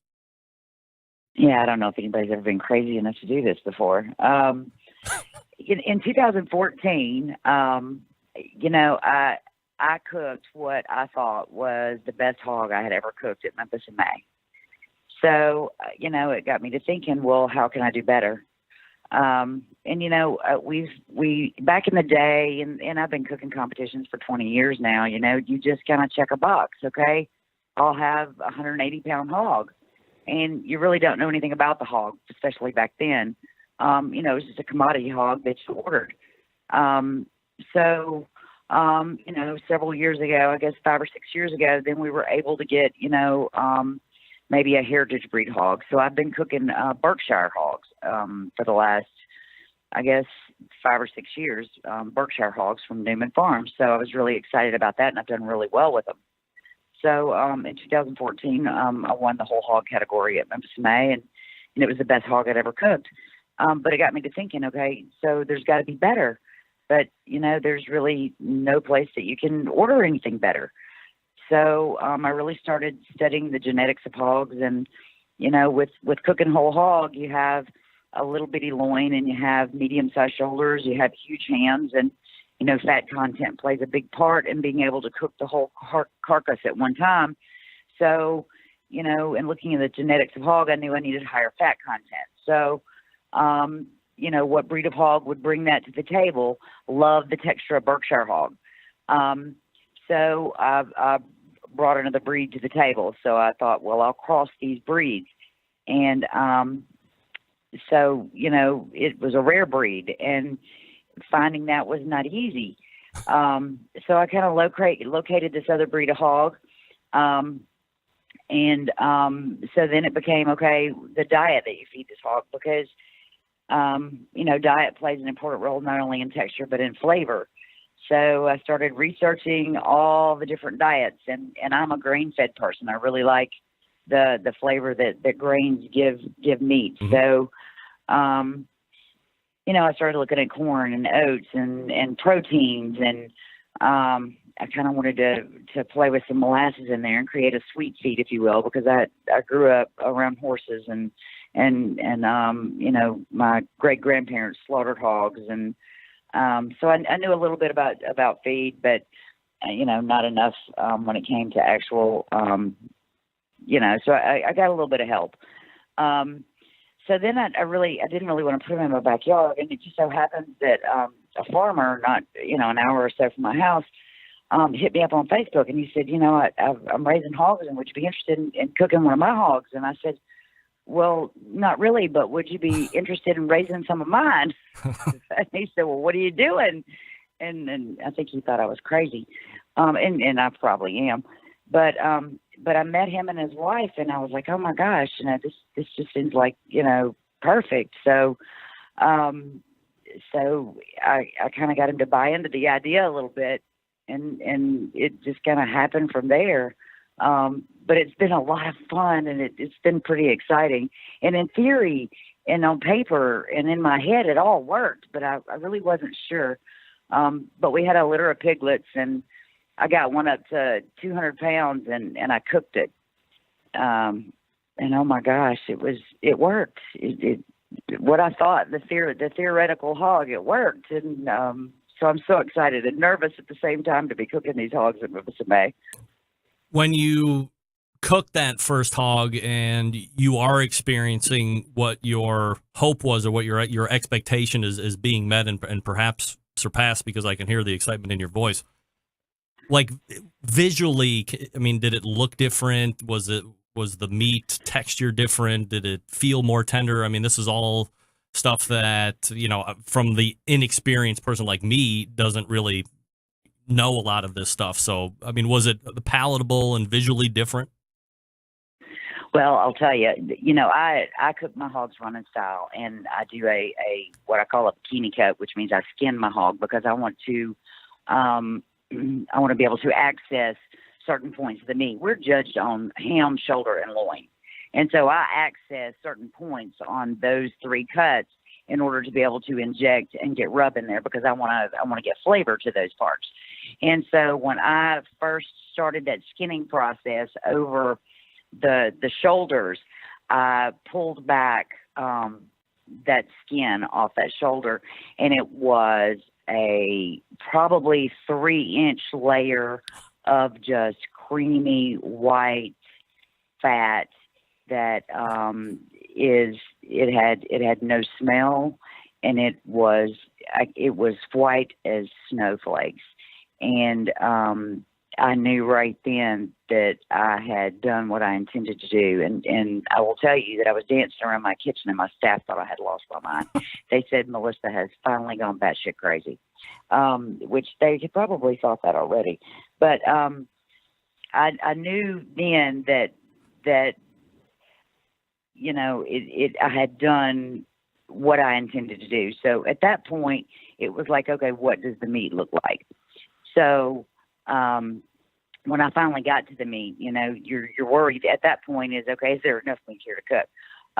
But when I got to the shoulder, I realized the intramuscular fat was good as well. And the shoulders the meat was, it was exactly what I wanted it to be. The shoulders were nice and big. I cook big hogs. I cook 200-pound hogs. So, it was spot on. And, for me, of course, I had a plan B because me, I'm always going to have a plan B. Of course. I had purebred Berkshires as a backup just in case this didn't work. But, I cooked that hog, and the loins were so juicy, because the loin is so easily overcooked because they're so small. On this hog, when I cooked it, I called him Practice. I named him Practice. It in the shoulders and the hams both. I mean, the texture of the meat, and I don't know if it was the crossbreed or what we fed it, and it doesn't really matter to me, at this point. The texture of the meat was better than the purebred Berkshire. The coloring was a little bit redder in the raw state, but it cooked up that nice white, what you're used to with a whole hog. But it turned out perfect. I mean, it was better than what I thought it would be. So what a nice surprise that was. When you look ahead to this weekend, and obviously you said, you're never used to winning it, and I don't know if you go in expecting to win. You want to win, of course, but expecting to win might be another thing. Do you think that this hog creation is giving you the single best shot at attaining yet another grand championship? Memphis in May, I will go in giving it all I have, but I will tell you, you have to have a perfect product at Memphis in May, but you also have to have a lot of luck. You go into a blind table with another good hog sample and both of you get knocked out. You go on site with 2 other good hog teams and you get knocked out of finals. So, it all is in the draw of the judges you get. So you can have a perfect hog and get knocked out. I will tell you that if we don't make finals, it won't be the hog's fault. It'll be that I screwed it up or I just got a bad lineup. It won't be the hog's fault. It'll be my fault, or it'll just be a bad draw. So there's a lot of luck involved. There are so many good teams down there. And it's just the luck of the draw where you land on the blind tables and who you draw on site. So, it's how you land and what judges you get. They they got to like your flavor profile, and you got to land on a good blind table.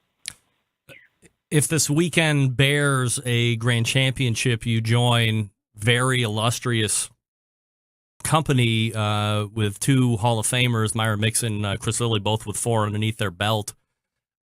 Would that be the best grand championship at Memphis in May that you could get, or is the first one always the most special? Oh, they're all special. The first one I won, it was like, things like this don't happen to people like me. The second one I won, they had to show me back to my booth. I could not believe that had happened. I didn't know which way to go. Every time is like the first time. Things like that just don't happen. I mean, it's a dog fight. Every year is like a dog fight. And I will tell you, just making finals, just getting to the final round is so difficult. And then going through the final round is so difficult. So, you never go in with any expectation. You go and you give it the best you got, and you keep your fingers crossed, but I never have any expectation of making finals even. Melissa Cookston is the pitmaster of Yazoo's Delta Q Memphis in May coming up this weekend. We have a whole nother segment that we're going to be doing here in the next small time frame where we can actually talk about Memphis Barbecue Company and steak, if that's all right with you. That's fine. Yeah, we're not even talking about that tonight because big Memphis in May stuff doing, but obviously the restaurant stuff is going very well for you, and I would love to catch up with that. This is Melissa Cookston. We wish you great success this coming weekend, and I always appreciate you coming on the show, Melissa. Thanks so much. Thank you. You got it. There she is, Melissa Cookston, pointing towards Memphis in May. Will she All make guests number of 4? the Barbecue Central show appear Will via she? the Smithfield Hotline. Wow. Yummy. Let me tell you something. I haven't seen a lot of whole hogs in my day. She was pumping me up with what she's doing to make that up. By the way, I don't know if anybody caught what that hog is eating or what those piglets are eating. I don't know if I wrote down everything, but I believe I heard marshmallows, oats, and molasses if you need it. Let me tell you what, you feed me that diet, I might bring you grand championship at Memphis in May. You never know. Thanks again to Melissa Cookston for coming on, and good luck to Yazoo's Delta Q. Shout out to Pete Cookston, by the way. Pete, what's up? All right, folks, let me talk to you quickly about the Pit Barrel Cooker. That's right. If you're looking to pull the trigger on a new cooker, it can be nerve-wracking sometimes. I get it. Temperature control, fire management, what woods to buy. Who needs the hassle? Might I strongly suggest a Pit Barrel Cooker? The Pit Barrel makes cooking simple and fun. It just might be the most unique and versatile, easy-to-use cooker available on the market today. Imagine a single cooker that turns out the great traditional barbecue meats, but also ramps up in temp to do burgers, chicken wings, and hot dogs. This is all thanks to the hook and hang method that puts the meat right in the center of the heat, acting like a stationary rotisserie. This gives you consistency each and every time. Not only is the Pit Barrel a fabulous cooking vessel, it's aesthetically sexy as well. Built to withstand heat, thanks to its porcelain enamel finish, the Pit Barrel able to withstand any type of weather condition. Also extremely portable, fits in the back of most trucks, vans, and SUVs. It's basically ready to go wherever you are. Of course, all barbecue folks love accessories, and the Pit Barrel doesn't disappoint here either. You got hinged grill grates. You got your own chimney starter sized for the Pit Barrel Cooker. You got beer koozies. You got coffee mugs, pit grips, removable ash pans, rubs. The list goes on and on. It really complements your Pit Barrel cooking experience. Here's the best part. For $299, the Pit Barrel comes fully assembled, ready to cook on, and it ships for free right to your door. Not only does the cooker ship free, but with so few returns, everything they sell ships free to lower 48 continental states each and every day. No promo code, no coupon code needed. Thank you for coming.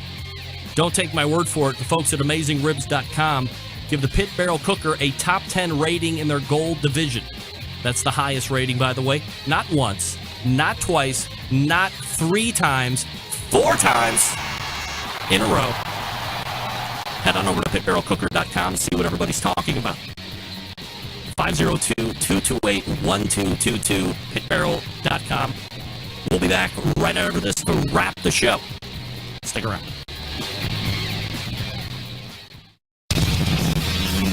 Whole packers, full racks, legs and thighs, injecting butts. If you've never heard this before, you might think you found the best XXX show ever. Let's get back to the most homoerotic host out there today, Greg Rempe. Welcome back. This segment brought to you by the National Pro Barbecue Tour, presented by Sam's Club. 31 cities, $500,000 in cash. Eternal bragging rights if you win the whole damn thing this weekend. The 2017 Pro Barbecue Tour rolls into Marietta, Georgia for a local qualifier. To get more info on the tour, register your team to compete, or check results, you can visit kcbs.us/samstour. That's kcbs.us/samstour. Thanks again to Melissa Cookson for joining me on the show and talking about Memphis in May as well. All right, very quickly, this past Friday, barbecue legend Chris Marks from Three Little Pigs, shout out to Chris, gave a ribs class on a Friday morning/afternoon over at the Heat Exchange just west of Cleveland, and he allowed me to stop by, got to hang out for a few hours, taste some great ribs. He was doing country-style ribs, he did St. Louis-style spare ribs, and he also did beef ribs. I did not get a chance to try the beef ribs because I was working. It was Friday. By the way, all those people in the class, what the hell are you doing? I did see my boy Keith Harris from Kryptonite Barbecue up from the General Canton area. He said he took the day off, so he gets a pass. But was everybody else playing hooky? I mean, what are you doing on a Friday at 10 o'clock in the morning? I'm trying to sell Class 8 vehicles by the boatload. You guys are enjoying Chris Marks' stories, anecdotes, and barbecue wisdom. If you've never taken a Chris Marks class, and I'm sure he's more than happy to give competition-style recommendations as well, or classes, but this is for the backyard person. If you really want to hone in, dial in the backyard barbecue, look for Chris Marks. He travels all over the country. If you have a mom-and-pop location, like a Heat Exchange or whatever it is called in your neck of the woods, look for Chris or email him. He'll probably help you find somewhere that would be able to put a class together. There was, 25 people or so that were in the class, the ribs class. He was turning right around and doing another class the next day at the Heat Exchange again. Not sure what that was covering, but that was a ribs class. So I would say, as somebody who was able to spectate for free, and I should say thank you to the Heat Exchange for allowing me to do that. They could have easily charged me money. But a great place if you're over on the west side of Cleveland to check out an extensive line of grills. They have pellet smokers. They have Kamado styles as well. They do carry the Good One smoker that Chris manufactures with Landmark. So if you see Chris, you see one of his classes, I highly recommend it. A lot of people that I know that are very good barbecue cooks take his classes and rave about the information. The economics of it is very nice when you compare it to some of these other classes. But again, not a competition cooking class, but it will help you step up the backyard game extensively. So thanks again to Chris for allowing me to stop in last Friday. Very fun. Always good to see him. By the way, as I pointed out, he actually allowed me to get up in front of the class and introduce myself and tell him what I was doing here in Cleveland, which was completely unexpected and much appreciated. That I had seen Chris now twice inside of 3 months. I met him for the first time in person at the Hearth Patio and Barbecue show, and then I saw him at the Heat Exchange a few months later. How about that? Never happened. All right, here we go. Let's get out quickly. All the way back in the first hour, Max Good talking about the Timberline Grill. Again, the rating on that one, silver for now. Then we talked with Chris Lilly from Big Bob Gibson, shooting for number 5 this coming weekend. We'll see how that goes. Memphis in May. Good luck to him. Then we talked with Joe Heitzberg at 10:14. Crowd Cow. Tip a cow. Let's all buy horses. Let's all buy horses together. Let's all buy cows together or steer. Crowdcow.com, check it out. And Melissa Cookston helped me close the show tonight. Good luck to her as well with that hybrid hog deal she's got going. Light, fat, sound delicious. A big show lineup already for next week. Hopefully we'll get a Memphis in May winner or interview. However, I'll figure that out because we are jam-packed. September 11th, 2001. I will never forget. Until next Tuesday at 9 p.m. Eastern Standard Time. This is your program host of Proud U.S. American, Greg Rempe. Good night now.